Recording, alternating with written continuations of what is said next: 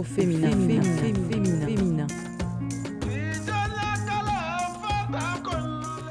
Chères auditrices, chers auditeurs, bienvenue à l'écoute de l'émission hebdomadaire de VO Afrique, Le Monde au féminin. Nathalie Barge pour vous servir. Et avec moi dans le studio, Nana Chodu, originaire de la République démocratique du Congo, fondatrice de l'ONG Bomoï. Merci beaucoup d'être avec nous. Merci à toi Nathalie. Alors, vous êtes née en République démocratique du Congo. À l'âge de 7 ans, vous êtes allée vivre avec votre famille en Belgique.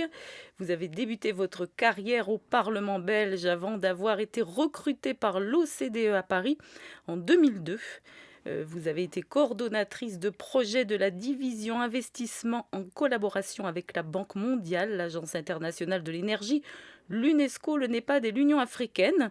Vous êtes mariée et mère de 3 enfants. Vous vous consacrez depuis 6 ans à l'ONG Bomoï, active dans les quartiers prioritaires de la politique de la ville de Bobigny en France, qui agit en faveur du lien social et de l'éducation. Alors Bomoï œuvre aussi dans les domaines de la santé, l'éducation et la fracture numérique en Afrique. Vous œuvrez pour l'aide aux femmes victimes des maternités-prisons. C'est ce dont nous allons parler notamment en République démocratique du Congo. Phénomène qui consiste à retenir prisonnières des mères avec leur nouveau-né jusqu'au paiement complet des frais d'hospitalisation. Et je suis certaine qu'à l'heure où nous parlons, des gens sont surpris de savoir effectivement que cela même existe. Vous œuvrez aussi pour la scolarisation des enfants de la rue et orphelins à Kinshasa, appelés Chégué, et la réduction de la fracture numérique. Alors ça, c'est un programme, on va dire, global vraiment intéressant dans vos activités. Vous avez opté pour des points qui vous intéressent. Parlez-nous de cette chose absolument extraordinaire, les maternités-prisons en République démocratique du Congo. Je te remercie Nathalie pour l'opportunité que tu me donnes, effectivement, de pouvoir aborder ce sujet. Donc le phénomène des maternités-prisons consiste en fait à retenir prisonnières les mamans et leurs nouveau-nés dans les maternités jusqu'à total paiement des frais d'accouchement qui leur sont réclamés. Alors il faut savoir que donc de fait l'accouchement n'est pas du tout inscrit dans l'ordre de la gratuité en République démocratique du Congo, aussi bien dans les hôpitaux publics que privés. Donc ces femmes sont tenues en fait de totalement se prendre en charge. Alors celles qui malheureusement passent par des césariennes se voient donc facturer une facture encore plus élevée que les femmes qui auraient accouché de manière, on va dire, normale. Dans les hôpitaux, il faut savoir également que les hôpitaux ne fournissent pas du tout de nourriture aux femmes et aux enfants. C'est à elles, en fait, de se fournir en alimentation de par leurs amis, de par leur famille. L'hôpital ne donne pas du tout de nourriture ni au nouveau-né, ni à la maman. Et elles doivent payer la nuit d'hôpital aussi ? Parce qu'on comptabilise, j'imagine, le nombre de nuits passées. La facture augmente au fur et à mesure que ces femmes restent dans ces hôpitaux. Donc, elles commencent au jour de l'accouchement jusqu'au jour où elles parviennent totalement à payer ce qui leur est demandé. Donc, et comment peuvent-elles parvenir à payer quoi que ce soit à partir du moment où elles sont retenues prisonnières quelque part, donc même dans l'impossibilité de travailler, qui plus est avec des nourrissons. Exactement. L'hôpital se moque totalement des moyens qu'elle pourrait mettre en œuvre pour pouvoir rassembler la somme qui leur est demandée. À elle de faire appel à la famille, à des amis, de quelque manière que ce soit. Mais l'hôpital s'attend simplement à ce qu'elle s'acquitte de ces factures. Alors, si on parle de ce problème-là qui existe, ça veut dire que, vous venez de dire en fait, elles font appel à l'entourage, à la famille. Ça veut dire que plusieurs femmes se retrouvent dans une situation où personne de l'entourage ne va payer à leur place, ne va payer pour elles, y compris le compagnon, le mari ou autre. Il faut savoir déjà que la vie est assez chère en RDC. La vie est assez chère, la population s'appauvrit de plus en plus. Le taux de chômage est élevé à un niveau juste incommensurable. En RDC, les élections viennent d'avoir lieu. Nous avons eu un nouveau président, son Excellence Félix Tshisekedi, qui est donc proclamé, qui a été élu président de la République. Et le gouvernement est encore en train de se mettre en place, on va dire, parce qu'il n'est pas encore proclamé également. Mais le pays était dans une période, et l'est toujours actuellement, de dysfonctionnement qui fait qu'au niveau de la structure sociale, au niveau de la santé, au niveau de l'éducation, on vit et on continue à vivre un dysfonctionnement comme ne connaît aucun autre pays d'Afrique.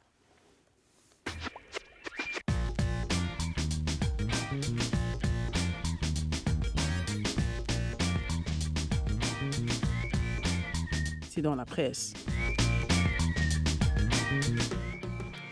Le premier prix Simone Veil en France a été attribué à Aïssa Doumara Ngatansou lors de la 42e journée internationale des droits des femmes qui gère une association d'aide aux victimes de violences basées sur le genre dans son pays, le Cameroun.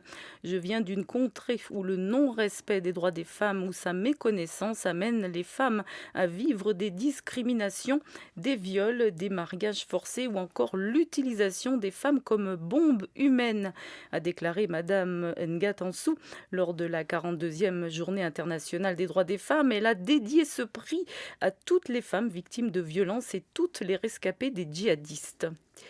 Une vidéo postée le 4 mars par la chanteuse sud-africaine Babes Wodumo montrant la jeune femme frappée par un homme a provoqué une onde de choc en Afrique du Sud. Nous appelons tous les Sud-Africains à mettre un terme aux violences basées sur le genre avec le même zèle que nous avons combattu le racisme, a déclaré le ministre de la Culture Nathi Mthethwa, affirmant que l'auteur des coups était le musicien Mampicha, compagnon de la chanteuse. Sur Twitter, le gouvernement a estimé qu'il n'y avait pas d'excuse pour les violences. Et on rappelle que fin 2018, le président Cyril Ramaphosa avait déclaré qu'il fallait en finir avec les viols et les fémicides qui ne font jamais l'objet de poursuites.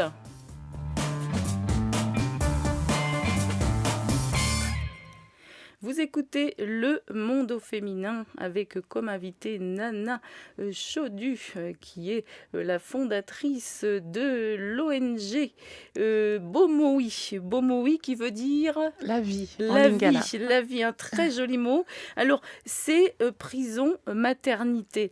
Vous êtes retrouvés dans des situations pour pouvoir libérer ces femmes, ces mamans avec leurs nourrissons. Vous, votre association, vous avez payé à plusieurs reprises.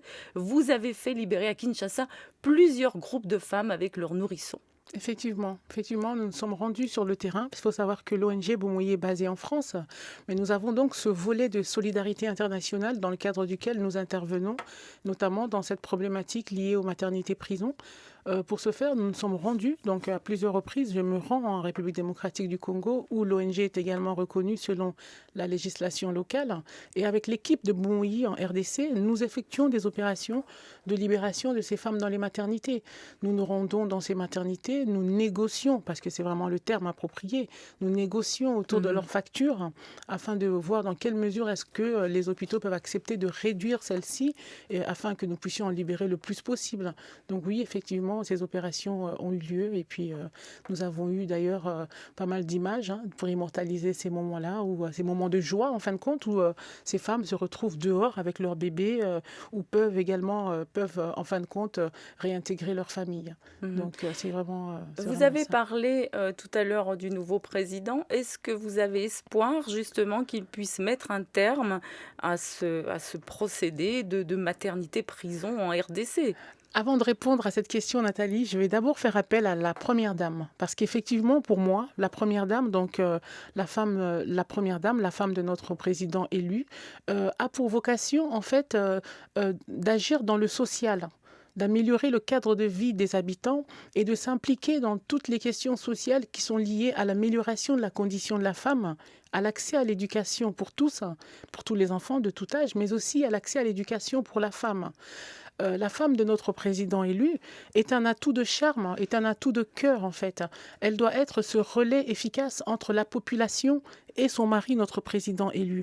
Donc j'en appelle à la Première Dame, effectivement, afin qu'elle se saisisse de cette problématique de maternité, de couverture médicale autour de la femme en période de grossesse, mais également qu'elle permette à la femme d'avoir accès à l'éducation, qu'elle permette à la femme, en fait, d'avoir accès à des postes à responsabilité, et de par là, notre président pourrait également s'en saisir pour réagir par rapport à cela. Mais ce problème des maternités prison, est-ce que vous vous êtes renseigné même à savoir si même au regard de la loi, c'était légal de retenir des femmes comme ça dans une maternité ? Il est vrai que je pêche de par cette action, Nathalie, parce que je me dis, ce phénomène de maternité-prison n'est pas seulement pratiqué dans les hôpitaux privés, mais il a lieu dans les hôpitaux publics. Donc, c'est vrai que je n'ai pas été voir au niveau de la Constitution, et je le reconnais, je pêche de par là. Mais s'il est appliqué dans les hôpitaux publics, je me dis que de fait, peut-être que la loi leur autorise. Ça vaudrait peut-être le coup de se renseigner. Effectivement, je le ferai.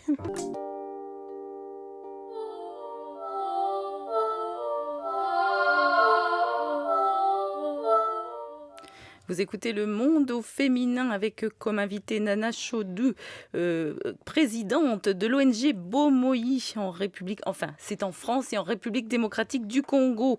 Alors on revient sur ce problème des maternités prisons en RDC et vous avez vous-même l'objectif de financement pour l'implantation d'une maternité pilote où les femmes ne seraient plus retenues faute de moyens et où elles accoucheraient en toute dignité. Ça, c'est vous qui le dites dans votre programme, en étant prises en charge aussi pendant la période de grossesse.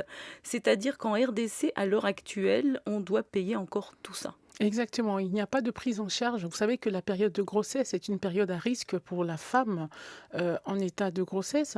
Et parmi les objectifs de développement durable qui ont été édictés, il est question de réduire la mortalité maternelle et la mortalité infantile.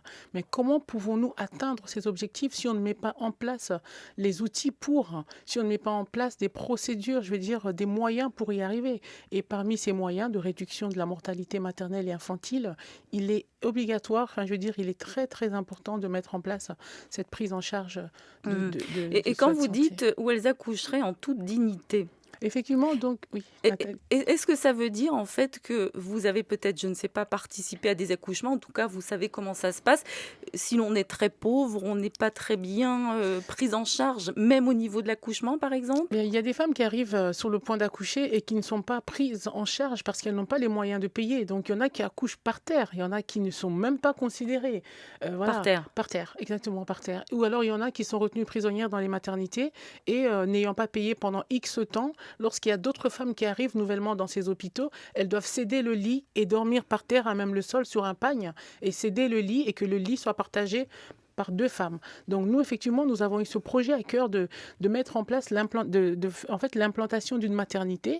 Et dans le cadre de cette implantation-là, effectivement, nous lançons des appels à toutes les femmes au monde afin qu'ensemble, on puisse y arriver, qu'on puisse réunir les moyens qu'il faut Seulement pour l'implantation. Aux femmes? Faites l'appel aux femmes pour les et aux hommes également. Oui, je fais appel aux hommes également. Je fais appel aux sportifs. Parce qu'on parle des papas, là, des papas, des futurs nourrissons. Exactement. Et je sais que parmi j'ai envie de dire, parmi les nations, il y a aussi bien des hommes qui ont réussi que des femmes qui ont les moyens de soutenir cette initiative que nous lançons afin de pouvoir récolter les fonds nécessaires à la mise en place de cette maternité pilote. Je sais qu'ensemble, on peut y arriver.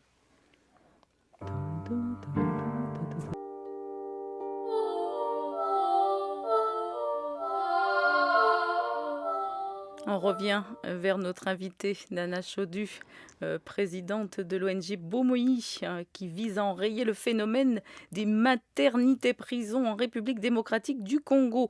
Vous avez parlé de réduire la mortalité maternelle et infantile à travers un meilleur suivi de santé. Pour cela, il faut avoir des entrées dans le monde médical, j'imagine. Il faut rencontrer des médecins, des hôpitaux privés, je ne sais pas. Quel genre d'entrée vous avez pour faire accélérer ce processus-là? Eh bien, de par là, en fait, ce que nous voulions faire, c'est un effet électrochoc, en fait. De par cette maternité pilote que nous souhaitons implanter, la main-d'œuvre ne manque pas. Les personnes chargées de bagages intellectuels nécessaires sont là. Les médecins, il y en a en République démocratique du Congo. Malheureusement, le système ne permet pas à ces médecins d'être rémunérés correctement, notamment dans les hôpitaux publics. Donc là, c'est le ministère de la Santé auquel vous adressez, entre autres. J'en appelle également au ministère de la Santé parce que je sais qu'ensemble, on peut travailler à éradiquer ce problème. Vous avez déjà travaillé avec eux ou pas du tout? Avec le ministère de la Santé, bien sûr, nous les avons déjà contactés également. Ils sont positifs sur cette question? Ils veulent avancer? Ils veulent avancer, mais partant, je veux dire, du principe que nous n'avions pas vraiment de gouvernement. Vous savez, on a eu une période d'instabilité en RDC, et là, nous attendons encore la formation de ce nouveau gouvernement avec lequel nous espérons travailler et faire avancer, faire disparaître ce genre de phénomène, justement. Donc, il y a encore beaucoup d'espoir sur cette question, forcément. Il y a beaucoup d'espoir si le président, notamment, fait un point Mhm. important de son programme. Nous attendons de voir, en fait, quelle est la Et, priorité qu'il donnera à ce point de santé dans son programme. et le ministère de la Santé, si vous avez vu des gens là-bas, comment réagissent les gens si vous leur posez la question, mais qu'est-ce que c'est que ça, les maternités, prisons, qu'est-ce que vous en pensez? Vous avez des réactions à nous rapporter ou pas du tout? La réponse qui nous a été donnée, c'était d'attendre que le nouveau gouvernement soit Ah mis en bon? place. C'était ça, en fait, c'est cette réponse, entre guillemets, échappatoire qui nous a été donnée jusqu'à présent. Jusqu'à présent. Donc, mais ça, c'est tout nouveau comme réponse aussi, parce qu'il n'y a pas très longtemps que vous avez un nouveau président, effectivement, en République démocratique du Congo. Je veux dire, ça ne date pas de 2 ou 3 ans, ce genre de réponse. Non, Voilà. effectivement. Mais Alors que avant, vous agissez depuis beaucoup plus longtemps que ça. depuis beaucoup plus longtemps que ça, et avant, on n'avait pas d'interlocuteur, tout simplement. Et lorsqu'on a D'accord. réussi à être reçu, voilà, lorsqu'on a confronté le problème au niveau des interlocuteurs clés, la réponse qui nous a été donnée était celle-là. Donc ça, c'est récent. Vous Mm. êtes parvenu à avoir des interlocuteurs récemment, c'est Oui, ça? c'est cela, oui. C'est positif. C'est positif, on attend.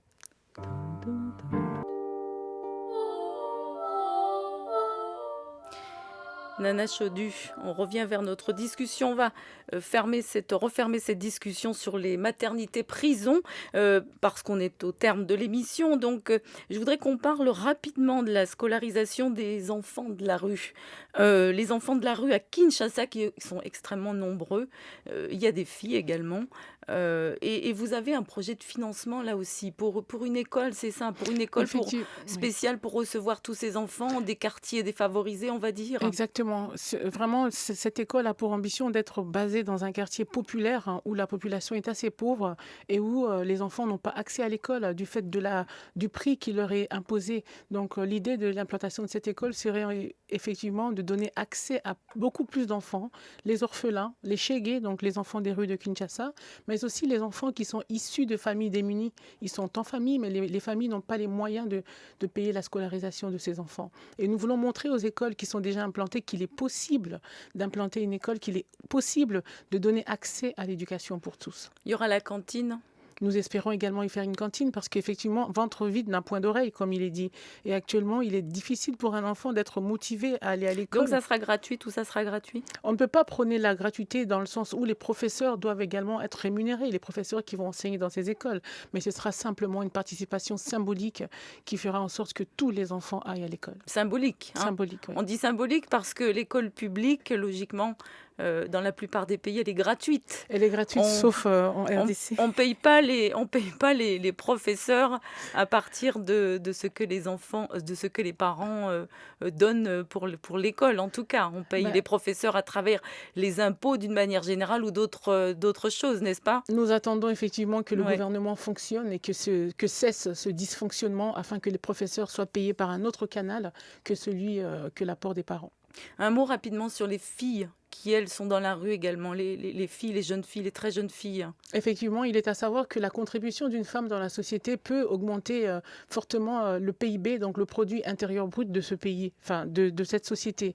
Et si on donne plus accès aux filles, on doit en fait donner davantage accès aux filles à l'éducation et à l'instruction. Elles sont exposées au viol, elles sont exposées donc plus que les garçons, parce que voilà, ce sont simplement des filles.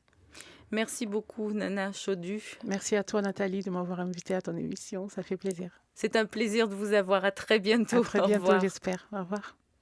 Arrête.